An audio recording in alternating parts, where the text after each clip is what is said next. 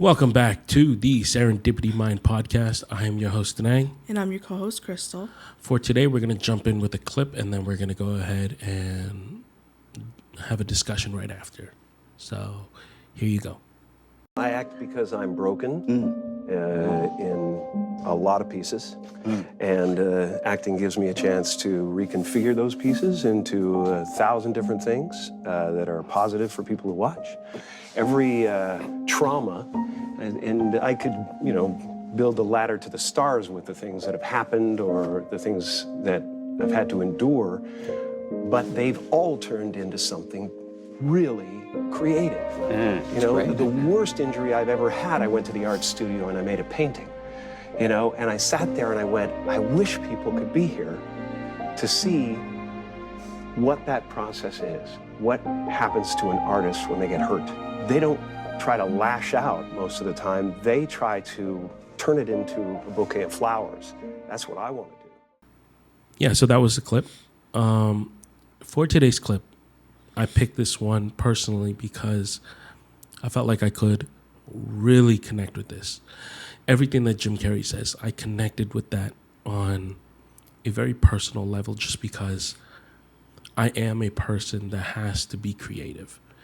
Not because I have to be, because this is the only way that I heal a lot of the things that I don't understand. Mm-hmm. I am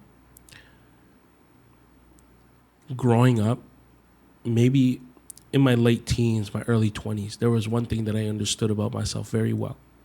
And even in my mid 20s, I understood about myself very well was that I was a very angry person.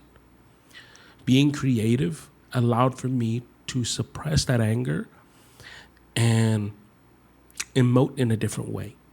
Mm-hmm. And so when he talks about being creative and allowing these creative things to take over, to heal those traumas, that is something that I have to do. I can't speak on what other people think, but maybe you can chime in on this too, right? I got into music because I lacked a lot of confidence. I lacked a lot of the ability to be able to do anything outside of my comfort zone. So when at the time of doing music, before that I was managing artists, and I learned how to do everything on my own to assist these artists. Being able to watch these people be creative and write about their emotions and write about what was on their mind was something that I was very jealous of because I didn't know how to do that. I had a lot of pent-up emotions, and the only way I knew how to deal with it was like long drives. And when you're exhausted and taking a long drive trying to deal with your emotions, those two things don't go well together. Mm-hmm. So instead of being envious about them, I started learning to write music, and I ended up becoming a rapper for a while, writing music, and then shifting into singing. And I really loved singing because it was another facet of creativity that was away from rapping. And now it wasn't about the poetry, it was about the beauty of understanding everything and allowing myself to be that way, allowing myself to be a little more vulnerable with who I really was when I was singing. Mm-hmm. And then shifting into writing. Now I write a lot. I have a blog, and on that blog is the most vulnerable that I have ever been in my life. I talk about every aspect of my life, everything I've learned from my failures. And it's almost like a need to do this because this is the only way that I understand how to heal certain things or how to process certain things that I'm going through. I don't know what it looks like from the outside, but from the inside, that's how it feels like for me. When you were going through a lot, and you weren't talking so much, you were writing a lot, and I always encouraged it because that, for me, how the way I saw it was that it was allowing you to let your emotions out and speak about it in a very poetic way. Yeah. Not that your blog isn't poetic, but it's a different kind of poetry. Yeah. And that's something that I've come to understand about myself very well, right? Was even as a kid, I loved poetry. I was always attracted to words in some way. I wasn't very good at English, that's for sure. But being able to explore that creativity was the only way that allowed for me to show my love and my disdain for certain things. It was the way that I could process things that words wouldn't allow me to process. I needed to process it through poetry. And that poetry would eventually shift in many angles, like it was the poetry of filmmaking when I first started. Being able to finally express myself through filmmaking, finding that love for film when I was in high school. Okay, I was I was this quiet kid. No one really paid attention. But now I could build a subject, and that subject was anything that I wanted it to be. It didn't have to be me. For the first time in my life, I could be someone that I wasn't. And I remember the first time I got a glimpse of that. It was grade 11. There was a project where we had to recreate a music video. And I was paired up with this girl. And I had never talked to a girl. I was one of those kids that I hated talking to people that I didn't know. She was a classmate, but we didn't ever talk. And so for the first time ever, I had to play the main character. And I had to hold the guitar and pretend to strum this guitar while singing. I can't remember what it was. It was I don't know the song, but I had to pretend.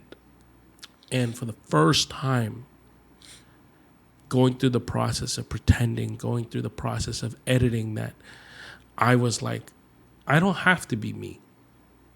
I can now pretend. And what I realized very soon was it wasn't about pretending. It was about giving myself the okay to be more than what I was. And I started to learn that. And I became so attracted to that aspect of film. And eventually what that led me down was, I explored every facet of entertainment. I went through music videos, television broadcast. I did I was a video operator for a curling tournament. And I went through the whole, I hate this thing. And then eventually shifting from that into writing short films and movies and TV shows, and realizing I could literally create a world. And this is the way that I was going to deal with my emotions. Even that a lot of the stuff that I create, a lot of the stuff that I write is very dark. It always involves someone dying at the end. It always involves the main character dying. There's always death involved. It's expected when you write, yes, that there is a death. You yes. read the first couple seconds and you already know what's going to happen. It sets the tone for the rest of what the story is going to be. But I feel like that's just a reflection of, or not a reflection of you, but it's just how you deal with certain parts of your life, maybe because you can dictate what the ending of it can be like. And that's why I enjoy writing, right? I don't enjoy writing the cliches. I think the cliches are something that it's overdone, and it isn't me. I want to be able to express myself the way I know how to, and the way I know how to is through death. I've gone through so much of that in my life, so much of understanding what the beauty of death looked like since I was a kid. You know, I didn't have any grandparents by the time I was in high school because all of them had died. And then coming out of college, my mentors, my teachers, like people that I really respected and loved started passing away. And then your dad passed away. And then it was like my stories got darker and darker and darker. It's and like they cynical. loomed, and they loomed around death.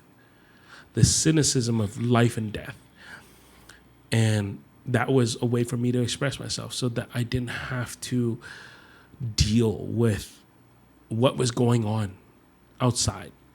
You know, like I don't know how to process death. I don't know how to process my day to day, but I know how to write. And so I'll write. And even now, you know, like, well, we'll take it a couple years back, you know, like I got into music solely for the fact that I needed to express myself in a different way. I wanted to express myself,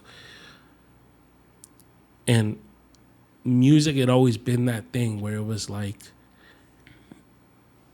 when you put headphones on after a long day and you just put your favorite song on, you drown in that feeling.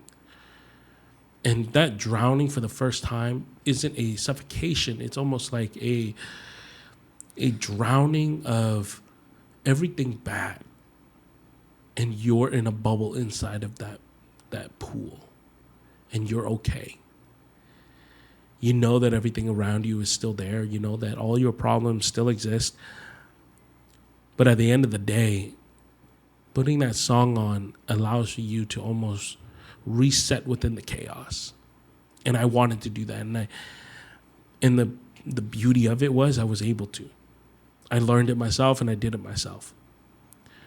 And then after a while, I became dissatisfied with what music was able to do for me. And I wanted to do more. So, you know, like now I do writing and we do this podcast because this podcast is a way for me to do that. It is a creative outlet that allows for me to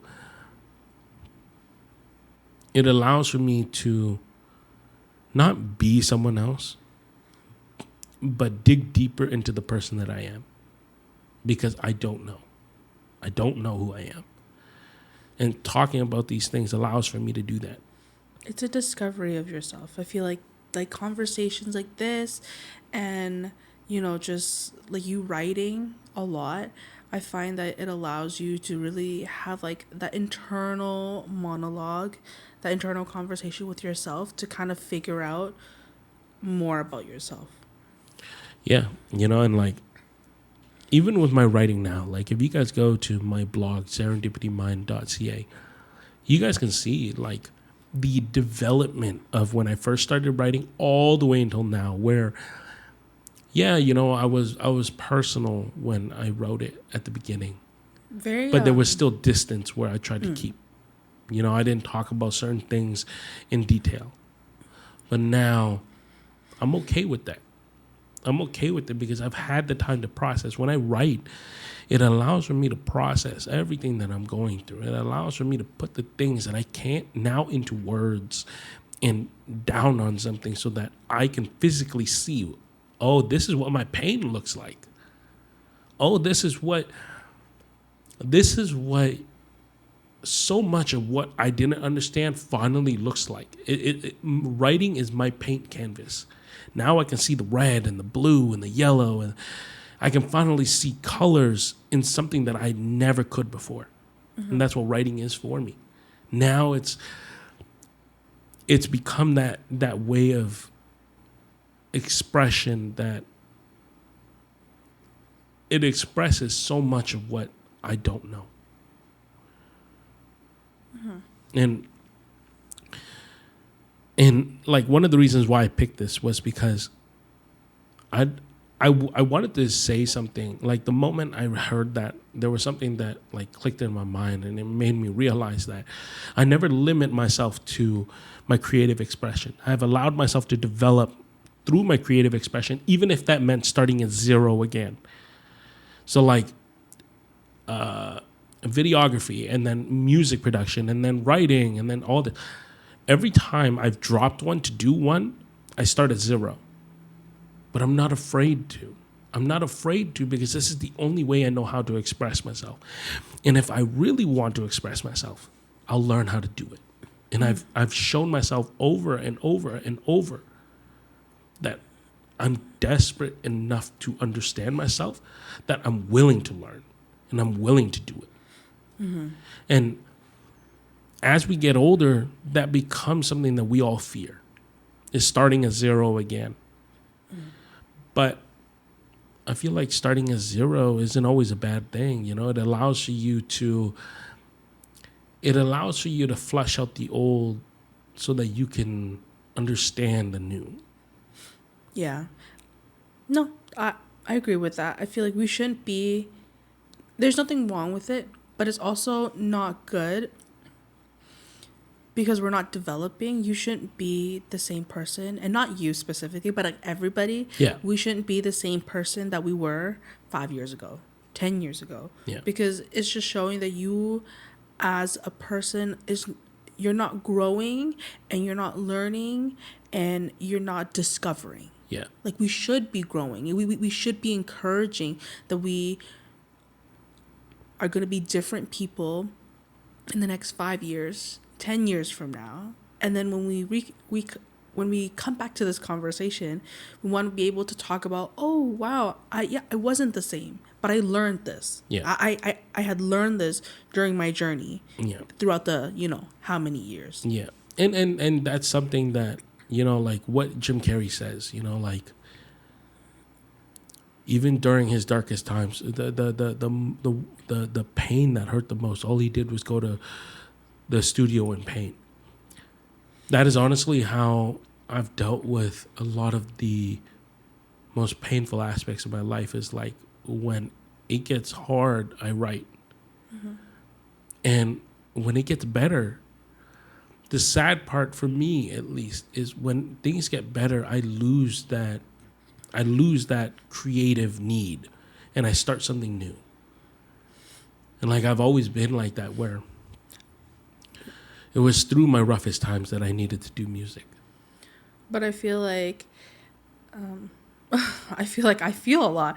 But for me, the way I see it is that you've always been, your life has never been like quiet. It's never been a moment of peace. It's never been, like we can finally stop like hustling, So because your mind is always trained to hustle and to look and to expect something negative, that when it starts to finally feel good and calm and settled, your mind, like you said, is like, oh wait, let's stop there, let's do something else so that we can feel that again. It's like an adrenaline. And it's how I've always been, like I've done that since I was a kid, like even in high school, like I did robotics, and then I did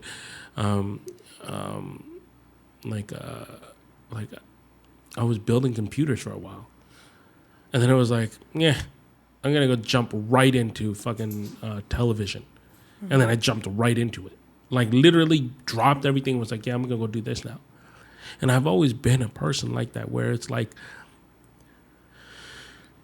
I don't understand why, but I do it because I know how to. And I've always said to myself that if I did something, I would do it, and I wouldn't stop until I was okay. You don't like being comfortable. No, because comfortable is... Well, no, like you've never, like I said, your life, you've never had a moment where you were comfortable, because you were always striving for something. You were always going towards something. And then even, I feel like growing up, because, and it's not to shame anybody, every parent has suffered. Okay. But like, your parents weren't well off. So Yeah. you saw what it was like to struggle and to go through that and to not be comfortable. So you were, I feel like, subconsciously maybe conditioned to kind of not be comfortable. It's not normal for you. Yeah. Being comfortable for me is the most uncomfortable thing in the world. Okay? Like that's the one thing that you have to understand about me is being comfortable is the most uncomfortable thing. Being uncomfortable, I think the only way to describe being uncomfortable is like being chased at all times. And as I'm being chased, I'm picking up things that I need to protect myself. And as I'm picking up these things, I run further away from the thing that's making me uncomfortable. And I get to a point where I'm comfortable and I realize I'm getting too comfortable. I need to start dropping things. Now it's almost like it's holding me back. And I need to start dropping things. And I drop things. And then uncomfortable comes and it starts chasing me again. And I'm like, good. This is the feeling. This right here, this allows for me to do more. It allows for me to understand more. And I've done that all my life where even at the most uncomfortable points in my life, I have always managed a way to get out. And I've always managed to find my way out even when I thought it was impossible. But the only way I was able to do that was by dropping things that made me too comfortable with what I was going through. You know, like, I can say this, right, is I was uncomfortable with being homeless until I was comfortable with being homeless. And then I got uncomfortable with being comfortable at being homeless. That's why I got out of it. And then I needed this creative aspect to almost allow for me to do more. And at that time, I was managing my business. And it allowed for me to be creative with other people. And it allowed for me to help people. And I started to realize, oh, this is it. And I did really well there. And then I started writing and I started understanding that through words, I could start expressing myself far more than I had ever done in my life. This blog has been a project of mine for, 2 years, 3 years now? 2 to 3 years. And I've been consistent with it because I've started to understand that through words, I'm able to describe things that I've never been able to before. A lot of the feelings that I had, or a lot of the ways that I felt about certain things. Yeah. I think when it comes to like creativity, you know, like in that video that we showed you there were a lot of comedians. There were a lot of funny people that were in that room. But you see, they can pretend. And pretending allows for them to be a different person and understand that person and understand the backstory of that person. And what they do afterwards is they take all that and they bring it into their life and they say, what is it about this person? And I've been able to do that with every aspect of my creativity as well, where it's like, the one thing that music did for me was give me confidence where I didn't have any before. And I'm talking about a crazy amount of confidence. You know, I was rapping and I did that out of my bedroom. And then I started posting and people around me were like, oh, you're good. And, you know, like at first you're like, whatever. There are people around me that are telling me that I'm good. It doesn't matter to me. And then it got to a point where I started doing it more and I started honing a lot of the skills that I had. And now people within the actual rap community were like, yo, kid, you're actually good. Like, I want to do this with you and I want to do that with you. And I started realizing, like, I've never had that in my life. That confidence. And then getting into business was like, it was what I learned about business was authority and how to command a room, how to command when I spoke, how to speak. And I started to learn through each facet of my creativity certain things that I needed as a person. The person that I am now is me. I am who I am. But business me, music me, writer me are all different versions of me that I'm not privy to all the time. So when I get to be them, there's so much that I'm learning I'm taking away from them.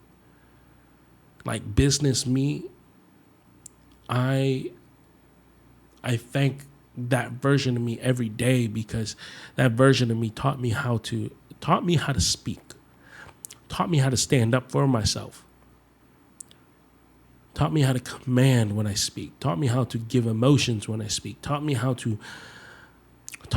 to speak to people but not degrade people. And, like when I first started my business, I didn't have money to give to the people that were working with me. But it was the way that I spoke to them that allowed for them to find trust in someone they didn't know to come and work with me on this project. And I was grateful. I was grateful because, that version of me is very important. The music version of me is very important. This writer version of me is the first time where I've started to understand emotions. Like as a man, I've started to understand emotions. And I think that's the craziest aspect, is this writer version of me has allowed for me to be a man that has sentiment, though. Mm-hmm. And not just a man that is brute. And I think that was something that I didn't understand growing up, was like there could be difference in a man. And, like this brings in another clip that I have, and we'll play it here. What's up? You're gonna be mad. Sometimes you're gonna have to tell me stuff that might make me mad, but you shouldn't be afraid of that. Talk, puppy. I miss Mommy. Why would that make me mad? Because when I talk about her, I feel like I'm gonna cry. So cry. You think men don't cry? I see Michael Jordan crying. He's the most manliest of men. And I cry sometimes when I think about Angel. Listen, in this life, you're gonna see men who think being a man means wearing expensive jewelry, driving crazy cars, and whooping anybody ass who look at him sideways, but that ain't no man. Don't get me wrong, you gotta be tough. Protect yourself and the people you love. Sometimes you gonna have to scrap, and I'm gonna prepare you for that too. But a real man ain't afraid to love. He ain't afraid to be hurt. He ain't afraid to forgive. A real man stays no matter what. Okay, puppy? That's my little man. When he talks about what a man has to do, what a man has to be,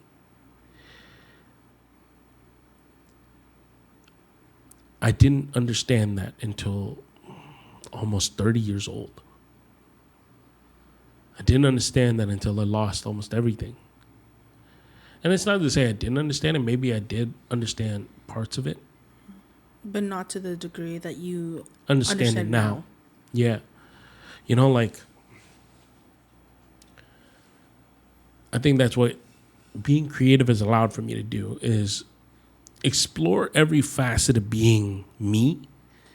And being me also explores the facets of like what being a man should be. I look at people like your dad. I look at my dad and I'm like, okay, they were family men. Okay, I got to do that. And then I look at people like my teacher, who is like very brutal. The way he speaks is, he loves, but he loves through discipline. Mm-hmm. And I took a lot of that. But then this next stage of my life where it's just me, where I have to learn for myself and do things for myself without the guidance of other people, that was where I started to learn, I could be all that and still love and not be looked down as a weak man for loving. Mm-hmm. And I think that has allowed for me to become better and do better for myself, where I don't need to question certain things. like one thing that I do every day is I message your sister and I say I love her every day. Every good morning, good night. It's become a habit of mine. But I started to realize that it is a man's job to provide for the people that you love, no matter what obstacles might be there. And at first, it was like, I'm not used to this because a man doesn't do this. From what I've seen, what men don't do this. Men go to work, they sacrifice their bodies to provide for their families. Okay, I'll do that. I've done that. I've done that all my life. Sacrificed everything so that I could give everything to those that I really love. But then I look back and I look at people like my dad, where my dad worked a lot when I was a kid. So I don't have a lot of memories with him when I was a kid. But because I'm also at a point in my life where I can understand, when I look at people now, I can understand where they're coming from. My dad overcompensates now. He overcompensates by giving me all that love now that I'm at an age and he's at an age where we can reciprocate love back and forth. Mm-hmm. And that's why I'm okay with it, because I understand. Most people would find it annoying, or most people would be agitated. But I'm also at an age where I understand my parents, where I understand that my mom and my dad feel sorry for how things turned out in their life. And maybe not how things turned out in their life, but for certain aspects that they couldn't do what they had wished they could have done. Mm-hmm. And I only understand that now because I'm also at an age where I wish I could have done more for you or your sisters, and I couldn't. It's not where my standard is. And now I write. And I literally write about everything that I do, everything that I discover, every little thing. Because it's the only way that it allows for me to process these emotions, so that I can think about it, so that I can put it down and look at the colors that I didn't get to see before. And it has allowed for me to become a better person to those that I love, and to those that need me, and to those that are also dealing with it, that don't know how to deal with it. I don't know, like, that's just me. I'm one person out of the 8-something billion people that we have that exist in this world. What I do is I just share my life with everyone, and whether that helps you or whether that doesn't help you, like I've said before in many podcasts, take what you need and leave behind what you don't. There's no reason to toss around hate. There is no reason to toss around certain things that don't need to be tossed around. Mm-hmm. I'm a person that wants to support as many people as I can. And I hope that by sharing my life and sharing my opinions here, that you guys are able to do the same. Anything you want to add? No. No. Okay.